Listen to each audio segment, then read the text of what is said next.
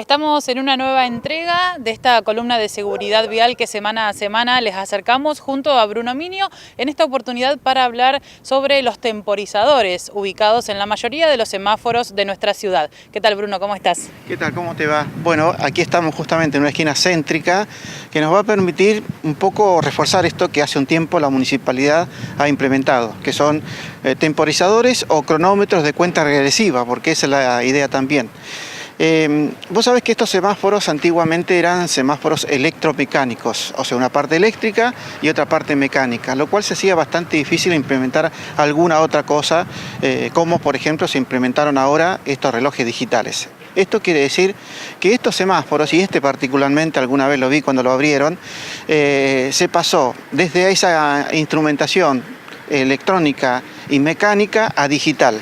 Por eso ha podido ser posible instalar estos temporizadores, como les decimos, con la idea de que al conductor que va enfrentando este cruce y está el semáforo, por ejemplo, en verde, pueda tener tiempo o tomar una decisión para evitar cruzar el semáforo en rojo. Y esto organiza, y las críticas hasta ahora o las opiniones han sido favorables, por lo menos lo que yo voy escuchando, ¿no? Sin duda que han aportado cierta calidad al tránsito de aquí de General Pico.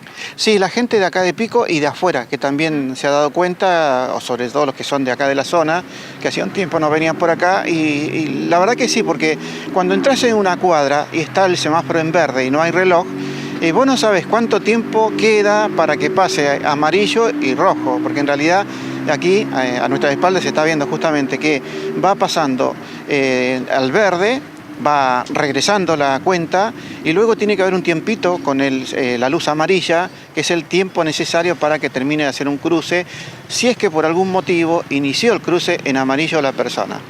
Estos temporizadores sin dudas que vienen a ser un complemento de la seguridad vial, sobre todo en esto que estamos hablando, ¿no? Evitan maniobras bruscas, un frenado, un aceleramiento quizás también. Claro, y más en esta zona céntrica, momentos en que hay mucha circulación los fines de semana, sobre el mediodía, que se llena acá. Hay gente que viene a pasear acá la vuelta de la manzana, por no decir la vuelta del perro, que algunos le dicen, y que cuando se produce mucho tránsito puede generar ese inconveniente que alguno frena bruscamente, y sobre todo acá en la esquina, porque acá tenemos una senda peatonal, entonces también hay que frenar antes de la línea de detención para dejar libre al peatón. Entonces todo esto contribuye a la organización. Tal cual. Vos lo decías recién, en esta esquina es una esquina particular, una esquina céntrica de General Pico, en la que se puede ver demarcada la senda peatonal, también la línea de donde uno debe frenar antes de esa senda peatonal. Es como que están todos los elementos necesarios como para tener en cuenta a la hora de conducir.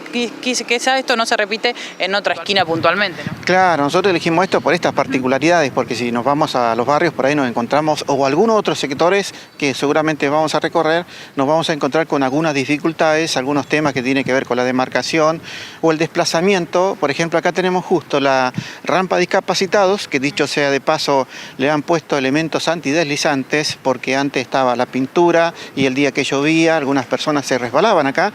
Por lo tanto, esta coincidencia de la rampa de discapacitados con la senda peatonal es muy importante para la persona que tiene que desplazarse en silla de ruedas, porque tiene que tener un lugar y un espacio. Y como está la línea de detención antes de la rampa de discapacitados, protegiendo también la senda peatonal, bueno, para ambos casos, o sea, la persona que se desplaza libremente, como la persona que necesita su silla de ruedas, bueno, está protegido. Como vos decías, la detención tiene que ser antes de la línea de frenado, o como se llama también, línea de detención. Bien. Volviendo un poco a lo que son los temporizadores, si bien son más que importantes para la persona que está al mando de un vehículo, el peatón también se ve beneficiado con la implementación de ellos mismos, ¿verdad? Claro, en esta esquina es particular porque justamente tenemos dos vías o dos corrientes de circulación, porque son dos calles de mano única. Tenemos otros lugares donde hay dos calles de doble vía, de sentido de circulación, otras con tres, bueno, depende de la intersección. Pero en este caso ayuda porque el peatón está mirando el temporizador o el cronómetro para ver en qué momento va a poder cruzar, y a veces la espera no se hace tan tediosa en algunos casos, ¿no? Es decir, sabés que tenés 10 segundos para que te dé el verde y bueno, vas contando. Algunos se ponen a contar los segundos, que ayuda un poquito a esperar. Y nos hemos acostumbrado y para bien, ¿verdad? Porque hay semáforos en los que todavía no se ha implementado y uno como conductor nota la ausencia de los temporizadores. Claro, porque uno no sabe en realidad cuántos segundos está ya la luz prendida o cuánto queda. Entonces, bueno, ahí tenés que esperar y estar atentos al cambio, ¿no? Tanto sea al verde, amarillo, rojo o al verde. Entonces, uno se acostumbra, la verdad que sí, cuando no hay temporizadores, en el personal me pasa, bueno, si estuviera el temporizador yo sabría en qué momento ya tengo que poner en movimiento mi vehículo, o al revés, ¿no? Si está el temporizador para poder frenar a tiempo, o bueno, tomar una decisión, si me dan los tiempos, cruzar. Bien, Bruno, muchísimas gracias. Gracias.